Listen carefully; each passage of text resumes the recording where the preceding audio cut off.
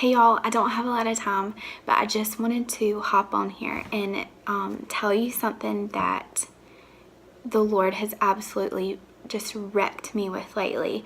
And I figured I could share it with you in case he wrecks you too, because it's definitely just hit deep places in my heart lately. Especially through the pain of infertility. And I know we just celebrated Mother's Day yesterday, and I know that's such a hard day for so many people. But especially through the pain of infertility, he has used the darkness, and he's used the hard of infertility as an invitation for me to come in deeper to his heart. And so he has just been teaching me about love and about how he is love, and how these hard things that we walk through are truly invitations for us to walk in deeper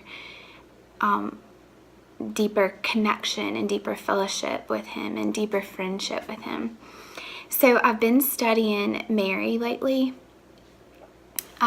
Mary is Mary from Bethany, and she has a brother Lazarus, and also Martha is her sister.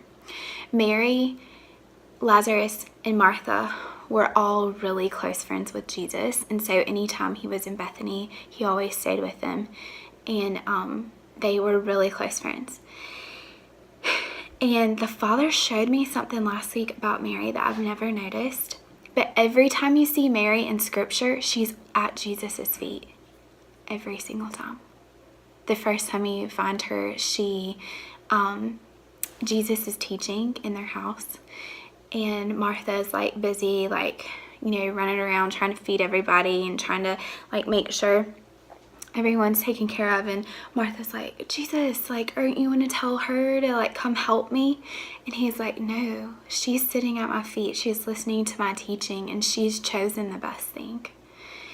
And isn't it funny that that passage mentions other people were listening to Jesus, but it particularly highlights that Mary was at his feet. The second time we find her in Scripture another time we find her is whenever she is also the lady with the alabaster jar. And so she comes into this, think they're at the country club with these fancy people who are so important in the Christian world or whatever. So with all the important leaders, and she just walks into this home uninvited. Jesus is there. He's reclining. And I'm pretty sure it's John who has it before the triumphal entry. Yes. But he puts Mary before the triumphal entry because she came to actually anoint Jesus as king, Samuel anointed David as king. And she comes to anoint him as king with her perfume in the alabaster jar.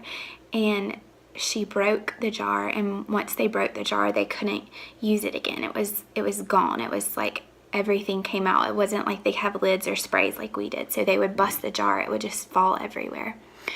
So she anoints him with the oil, with the perfume, and then she is repenting, and she's so sorry because she sees his worth. And that's what happens whenever we see his worth. We have no other response but to pour everything that we have out to him. And she saw that. She believed him at his word. Everyone else wasn't sure if he was really going to die, but she believed him at his word that he was going to die. So she anoints him with oil. She prepares his body for burial. She pours everything she has out before his feet. And what I love about this part is that she doesn't care.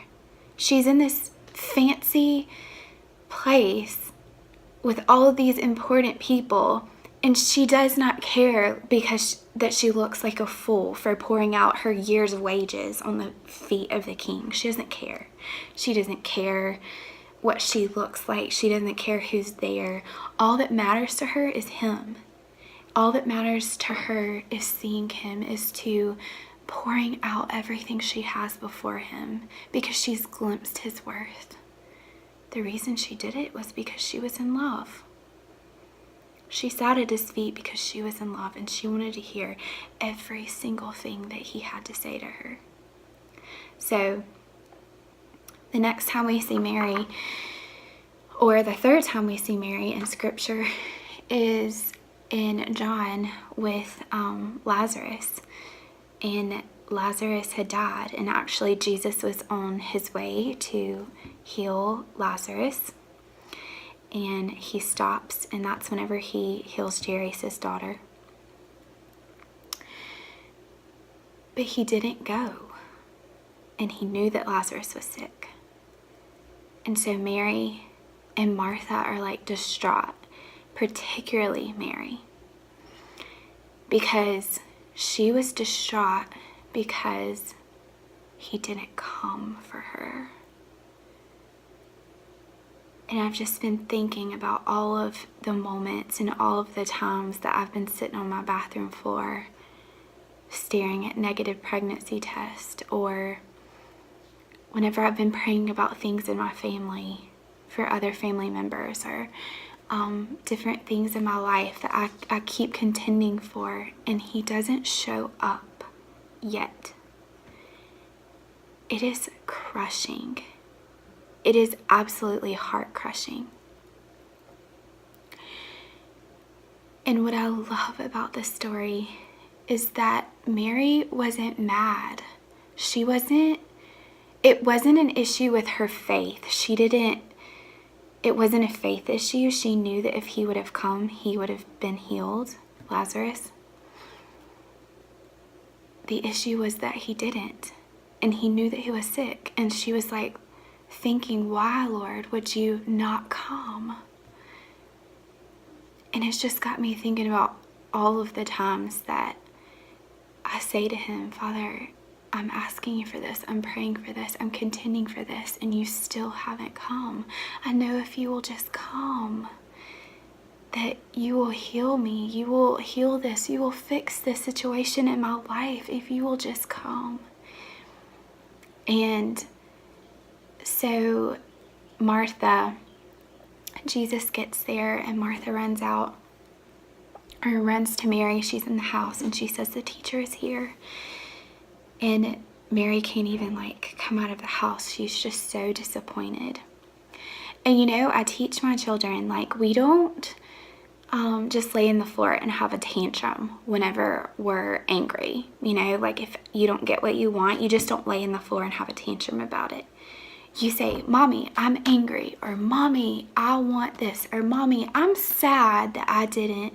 So we try to replace feeling words with, instead of tantrums, to give language to what's going on in their hearts. And so whenever my kids tell me, Mommy, I'm angry that you didn't give me this, I don't know, normally it's candy or donuts or something like that. I hear her heart. I hear Selah's heart, and I can understand what she wants and why she wants that. So I'm teaching my children to do this, and I feel like this is exactly what Mary did. Mary's disappointed that he didn't come for her.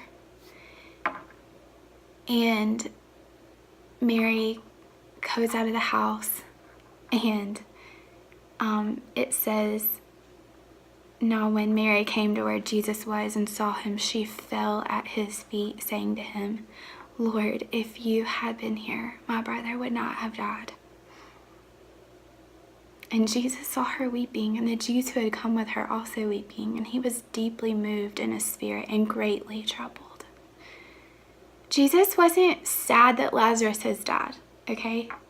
Jesus wasn't crying because Lazarus was dead in a tomb for 4 days. Jesus' heart was moved because to Mary, he had let her down. To Mary, she was disappointed in him. To Mary, she couldn't see what was about to happen. And so this hope that she had put in Jesus and her love for him, that she loved him so much, and she knew that if he would only come, then they wouldn't even be in this situation. That's what's moved his heart. It moved his heart that Mary misunderstood him and she couldn't see the end of the story yet. That's what moved him. And he said, "Where have you laid him?" And they said to him, "Lord, come and see." And Jesus wept. And it keeps talking about how he was deeply moved. And so they came out to the tomb, and all he said was, "Lazarus, come out," in a strong voice. And he did. And there's something about Mary, seeing her at his feet every time she's mentioned in Scripture. Just knowing that it was her love for the Father, it was her love for Jesus that kept her there. And she had chosen the best thing to stay at his feet. And then whenever he didn't come, her heart was disappointed. And it wasn't because of her lack of faith, it was because of her love for him. And I think that's whenever we hurt and whenever we grieve and whenever God doesn't answer our prayers when we think he should, and whenever our lives don't look like we think they should because we've been asking him for all these things, our disappointment is not because we are not disappointed because we don't think that God can, or it's not a faith issue. It's a disappointment because we love him so much. And I think that gets twisted a lot in the church. And I think it's okay for us as children coming to our Papa and saying, "Papa, I'm so disappointed because you haven't done what you said you were going to do, or you haven't come yet. And if you would just come, I know that I would be healed, or I know that you would fix this." I think that's good because that's our dependence and that's our loving him and that's our needing him. So I was speaking this weekend and someone said, I've known this and never put the two together. But she said there in the Jewish culture, the way they grieved was like in 4 stages. So the first day was only their family, immediate family. The second day was extended family. The third day, people like their friends could come and grieve with them. And then the 4th day is when everyone would come to grieve. And it's so crazy that Jesus waited till the 4th day where everyone would be there so he could display his miracle.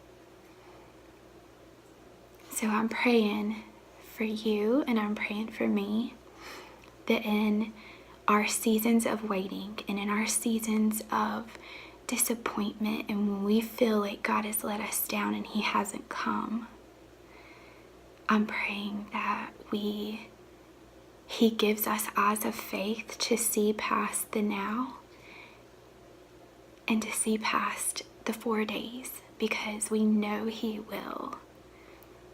And he might not come when we think he should, and he might not come and do the thing that we think he should do, but whatever he's going to do is going to display his name and display his glory in a way that is the best. He loved Mary so well. He loved her heart so well, coming when he did. And I just want to encourage you that if you feel disappointed and if you feel let down by the Lord, that moves his heart. And his heart is greatly troubled for you because of what you might not be able to see yet. So I just encourage you to stay at his feet and to keep falling in love. Because when he does display his miracle, it's going to be amazing.